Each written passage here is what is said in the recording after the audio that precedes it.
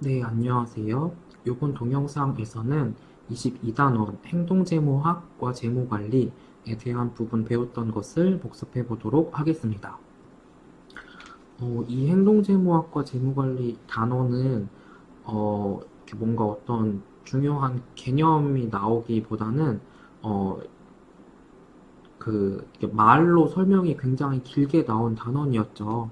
그래서 이 22단원에 대한 시험 준비를 하실 때에는 그러니까 세 가지 그 잘못된 추론, 그리고 그 안에 속해 있는 것들에 대한 개념을 각각 잘 학습을 하는 것이 중요하고, 만약에 우리 교과서에 나와 있는 예시와 같은 상황이 주어졌을 때 그것이 어떤 잘못된 추론에 해당하는 것인지에 대해서 구별을 할 수 있으면 되겠습니다. 네, 요렇게 22단원에서 말을 하고 있는 행동재무학이라는 것은 합리적인 판단을 하지 못하는 의사결정이 어떤 영향을 미치는지를 그 인지심리학에서 이론을 가져다가 설명을 하려고 하는 것이 바로 행동재무학입니다. 그리고 이와 같은 잘못된 추론은 인지 오류라고 불리기도 하고, 우리 교과서에서는 크게 편견, 프레이밍 효과, 휴리스틱스 이렇게 세 가지 대분류로 나누어서 우리가 살펴보았습니다. 그래서 큰 카테고리 첫 번째로 편견에 대해서 살펴보도록 하겠습니다.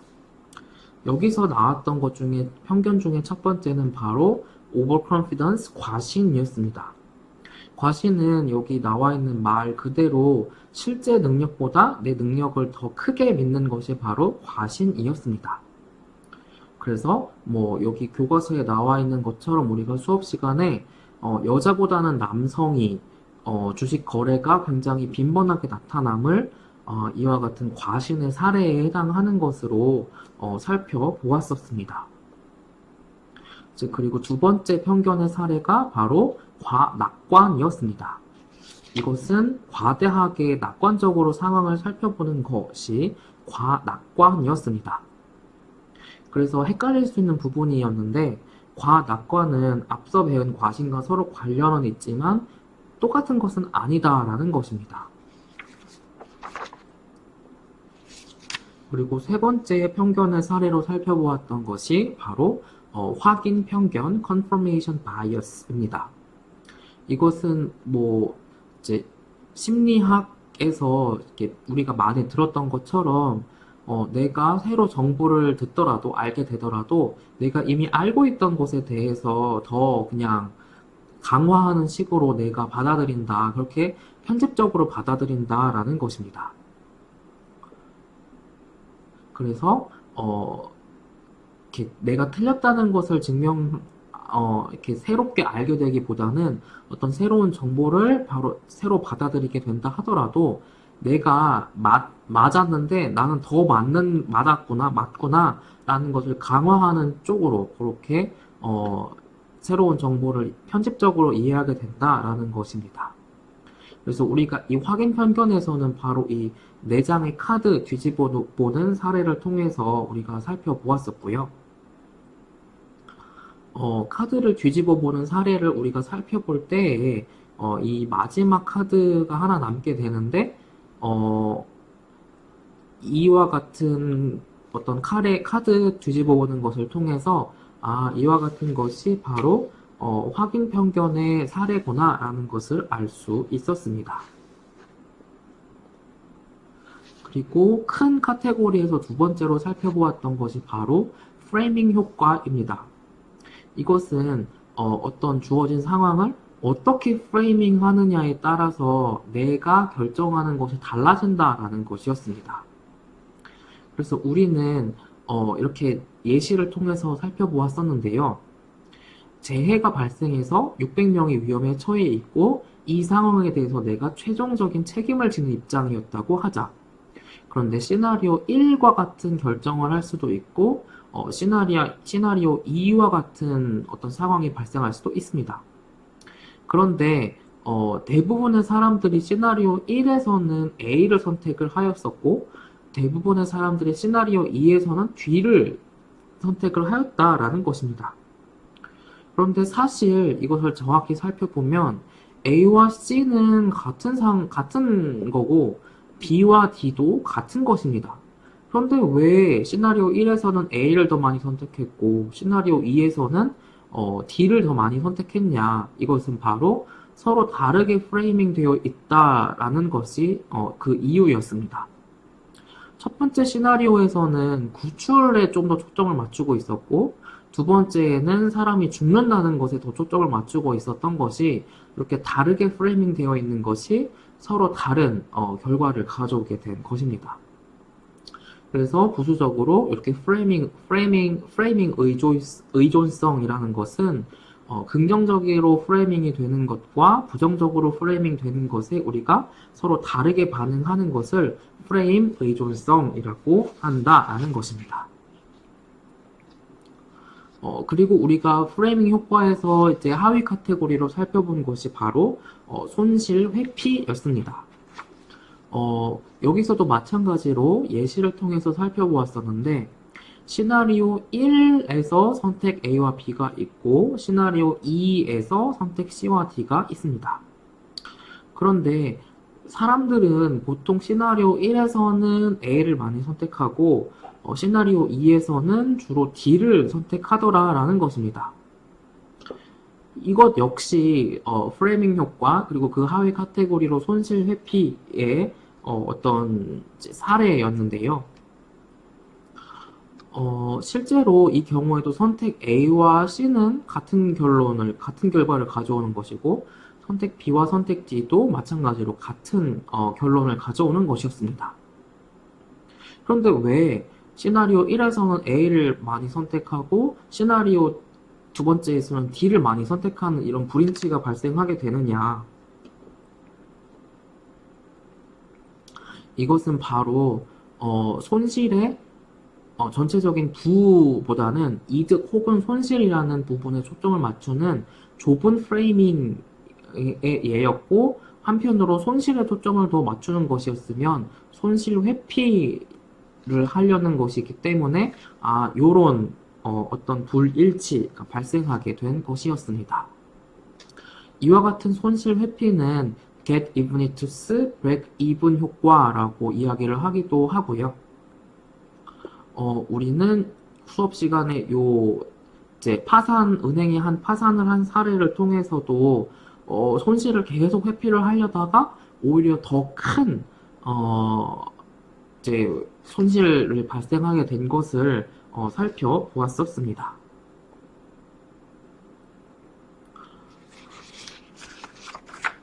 네, 그리고 우리는 또 이제 보통 사람들은 이렇게 매몰 비용에 연연한다라는 것을 살펴보았었고 그렇기 때문에 이와 같은 손실 회피 성향 때문에 큰 손실을 발생시킬 가능성이 있는 양의 투자 기회 주는 것을 그냥 지나치는 경우도 많더라라는 것을 살펴볼 수 있었습니다. 그리고 한편으로는 부채 회피 성향도 살펴볼 수 있었는데 부채를 이용을 어느 정도 적절하게 하면 세금을 절세할 수 있는 효과가 있기 때문에 분명히 기업에게 플러스 효과가 있다라는 것을 우리는 잘 알고 있습니다. 그런데 많은 기업들이 실제로는 부채보다는 자기 자본에 더 의존을 하고 있더라. 이것은 바로 부채 회피 성향 때문에 이런 현상이 발생을 한다라는 것입니다. 그리고 프레이밍 효과에 해당하는 또 하위 카테고리로 하우스 머니라는 것을 살펴보았었습니다. 이것은 간단하게 내가 도박을 통해서 얻은 이익에서 손해가 발생하는 것은 내가 원래 가지고 있던 것에서 손해가 발생하는 것보다 덜 아깝게 느끼더라라는 것이 바로 하우스 머니였습니다. 그런데 이것은 비이성적인 것이죠. 왜? 똑같은 돈인데 도박해서 딴 것이나 내가 땀 흘려서 힘들게 번 돈이나 똑같은 소중한 돈이잖아요.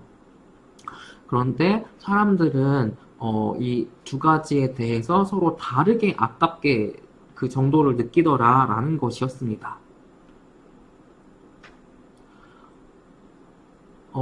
그리고 요렇게 자기 귀인 편향이라는 것도 부수적으로 살펴보았었고요.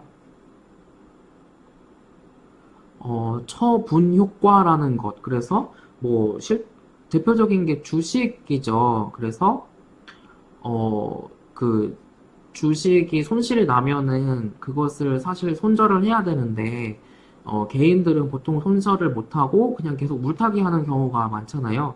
그래서 그러한 것도 이런 처분 효과, 그러니까 손실을 리얼라이즈 하지 않으려는 그런 어떤 것의 사례가 처분 효과였습니다. 그리고 또 부수적으로 이제 멘탈 어카운팅, 심적 회계라는 것도 살펴보았는데, 내가 어떠한 여러 가지 자산을 갖고 있었는데 그 자산 중에 하나를 쉽게 팔지를 못하는 것이 내가 그 자산을 파는 행위를 그 자산과 관계를 끊는다거나 그 자산을 파면시키는 것과 같은 느낌을 내가 갖기 때문에 자산을 쉽게 팔지를 못하더라 라는 것이었습니다. 그리고 다른 이제 부수적인 프레이밍 효과들도 있었는데 후회 회피라든지, 소유 효과라든지, 근시적 손실 회피, 화폐 환상과 같은 이런 이제 부수적인 것들도 프레이밍 효과에 해당하는 것이었습니다. 이제 그리고 세 번째 큰 카테고리가 바로 휴리스틱스였습니다. 그 공대에서 말을 하는, 특히 산업공학에서 말을 하는 휴리스틱스랑은 약간 다른 의미로 여기서는 쓰이는 것이었는데요. 휴리스틱스는 쉽게 말하면 너무 어림짐작에 의존을 하는 것을 이렇게 휴리스틱스라고 합니다. 그래서 그 첫 번째로 감성 휴리스틱스라는 것은 감성적 직관에 의존하는 것을 이런 편견을 감성 휴리스틱스라고 합니다. 물론 어떤 정치적인 거물들, 경제의 거물들이 본인의 직관이라던가 경험에 의해서 결정을 했더니 잘 된 경우도 있지만 그렇지 않은 경우도 상당히 많다라는 것이죠. 그래서 직관이라던가 직감, 경험 이런 거는 보완제이지 대체제가 아니다라는 것을 기억을 해야 한다라는 것입니다.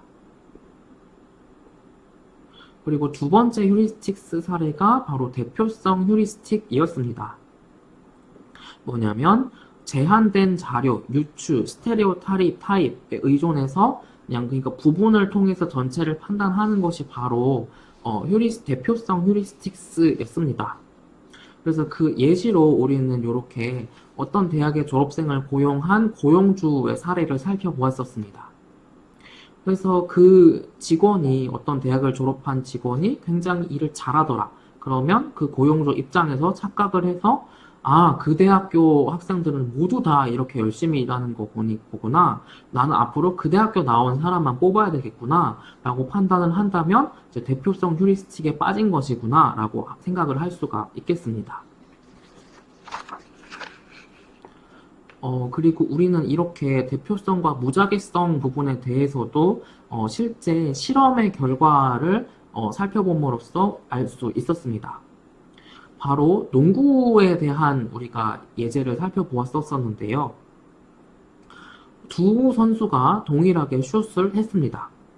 그런데 한 선수는 두 번을 계속해서 슛에 성공하고 다른 한 선수는 두 번을 연달아서 실패했습니다. 그래서 100명의 농구 팬들에게 물어봐서 이 다음번에 누가 슛 성공하겠느냐라고 물어봤더니 이전에 두 번 슛 성공한 선수가 또 성공하지 않을까요? 라고 더 많이 대답을 하더라라는 것이었습니다. 그런데 실제로 그 과학자들이 살펴보았더니 이전에 슛을 성공을 했던 안 했더니 다음 슛을 성공할지 실패할지는 대략 반반이더라.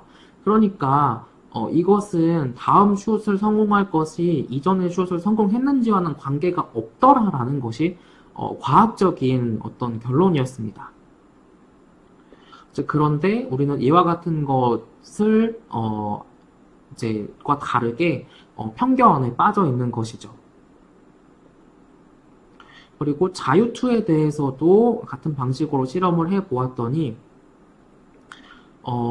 첫 번째 자유투 성공한 선수가 두 번째 자유투도 성공하지 않을까요? 라고 더 많은 사람들이 생각을 했습니다. 그런데 마찬가지로 자유투도 사실 이전에 성공을 했던 실패를 했던 그 다음에 성공할 것에는 영향을 미치지 않는 것이 과학적인 어떤 사실이었고요. 그래서 이와 같은 어떤 선수가 핫하다거나 혹은 쿨하다거나 이렇게 생각을 한다라는 것은 사실은 착각이라는 것입니다. 그리고 이제 클러스터링 착각이라고 하는 것이 있었는데 바로 이것은 어떤 사건이 그러니까 실제로는 무작위로 발생하는 어떤 사건이 한꺼번에 몰려서 발생할 때 이거 실제로는 무작위로 발생하는 게 아니야, 뭔가 의미가 있는 거야 라고 부여를 하는 것이 바로 클러스터링 착각이었습니다. 그리고 그 대표적인 사례로 동전 던지기를 했는데 20번을 총 던졌는데 연속해서 4번 무려 앞면이 나온다면 이것은 굉장히 이례적인 것이다 라고 생각을 한다 라고 하면 바로 그러한 것이 클러스터링 착각이었다라는 것입니다. 그리고 휴리스틱스의 이제 나머지 카테고리로 도박꾼의 오류 갬블러스 팔러시라는 것에 대해서도 우리는 공부를 했었습니다. 뭐냐면 어떤 사건이 최근에 발생하지 않았다. 그렇다면 발생할 시기가 이제 됐다. 그래서 발생할 가능성이 높다라고 생각하는 것입니다. 그래서 룰렛을 돌리는 경우, 번호판을 돌리는 경우를 살펴보았었죠. 그래서 다음 회전에서는 이제 안 나온 것이 나오지 않겠느냐라고 이렇게 착각을 하는 것이 바로 도박꾼의 오류였습니다. 그리고 부수적으로 휴리스틱스와 관련한 이제 다른 편견들도 있었는데 소수의 법칙이라든지 최근성 편견, 앵커링, 계류화 같은 것, 그리고 모호성 회피, 허위 일치성, 가용성 편견, 뭐 이런 것들도 휴리스틱스의 사례였습니다. 그리고 우리는 이 행동제모학과 시장이 효율적이냐 비효율적이냐라는 것을 좀 연관지어서 22단원 뒷부분에서 살펴보았었는데요. 우선 행동제모학을 접목하기 전에 시장의 효율성이라는 것 자체가 시장의 효율성에 대해서 말을 하고 있는 것입니다. 그리고 우리는 이 22단원 범위는 아니지만 시장의 효율성의 정도에 따라서 약형 효율성, 중강형 효율성, 강형 효율성 이렇게 세 가지로 시장의 효율성의 정도를 나눠서 본다라는 것을 살펴보았었습니다.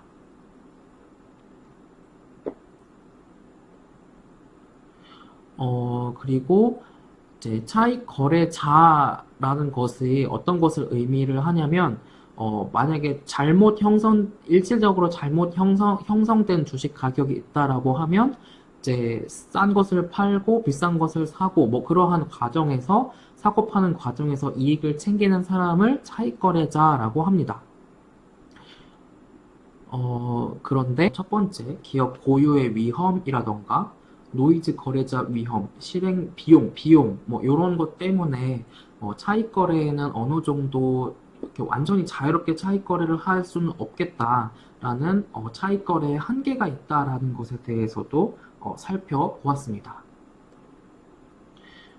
그리고 시장이 비효율적인 것의 사례로 우리는 3콤과 팜 주식의 어떤 비율이 잘못되었던 것이 좀 지속되었던 것을 살펴보았었고요. 그래서 이 그래프 요선에서 상당히 벗어난 부분이 많았음을 시장이 비효율적인 거 아니냐라는 것의 사례로 살펴보았었습니다. 그리고 마찬가지로 로열 더치와 쉘 주식의 가격 비율이 요 선에서 벗어났던 것이 또 마찬가지로 많았던 것에서 시장이 비효율적인 거 아니냐라는 것에 어떤 사례로 살펴보았었습니다. 그리고 또 시장이 비효율적으로 나타나는 것의 대표적인 사례가 바로 이런 버블이나 붕괴의 모습이었습니다. 그래서 버블은 합리적인 수준보다 훨씬 가격이 높아지는 것이 버블이었고, 이와 같은 버블이 붕괴되는 것이 바로 붕괴였습니다.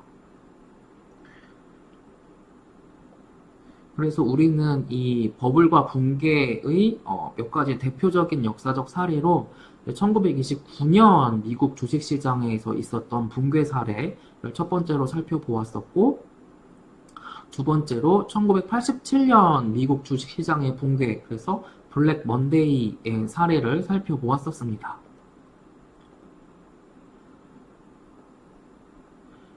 그리고 이제 아시아의 사례로 니케이가 붕괴되었던 사례 또 간략하게 살펴보았었고요.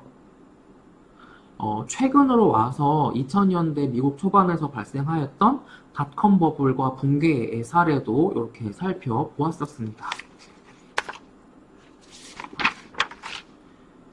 그리고 이제 마지막 부분에서 우리가 전문 투자자들한테 투자를 맡기기도 하잖아요. 뭐 펀드 같은데 우리가 투자를 하기도 하는 것처럼.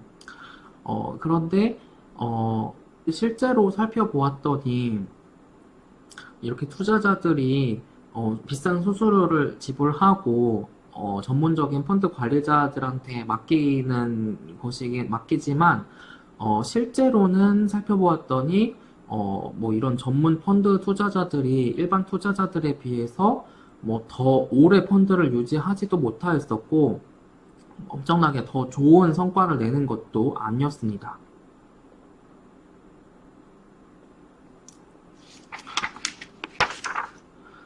네, 그래서 이와 같은 표 22.2 부분을 통해서 전문 투자자들의 성과가 그렇게 막 뛰어나지는 않음을 살펴보았었고요. 그렇다면 우리는 시장이 정말 비효율적이냐라고 이렇게 결론을 내려야 되는 것이냐 라기보다는 올바른 이 22단어를 배운 이후의 질문은 시장이 어느 정도로 효율적인가 라는 질문을 하는 것이 맞다라는 것입니다. 그리고 바로 앞에서 살펴본 전문 투자자들이 지수에 그냥 지수 추종하는 펀드보다 크게 더 나은 성과를 보이지 않는다는 것이 오히려 역으로 자본시장이 상당히 효율적인 거를 강하게 보여주는 반증하는 사례가 아니냐라는 것으로 이렇게 살펴볼 수 있었습니다. 그래서 이 22단원을 준비를 하실 때에는 우리가 이 22단원에서 살펴본 큰 세 가지의 편견에 속하는 것들 각각 개념을 알고 어떤 사례, 어떤 상황이 주어졌을 때 이것이 무엇에 해당하는 것인지 그리고 마지막 부분에서 살펴본 시장 행동재무학과 시장의 효율성과 관련한 부분의 결론에 대해서 올바르게 아는 것이라고 할 수 있겠습니다. 그렇다면 이번 동영상에서는 요 22단원까지 복습을 마치도록 하겠습니다.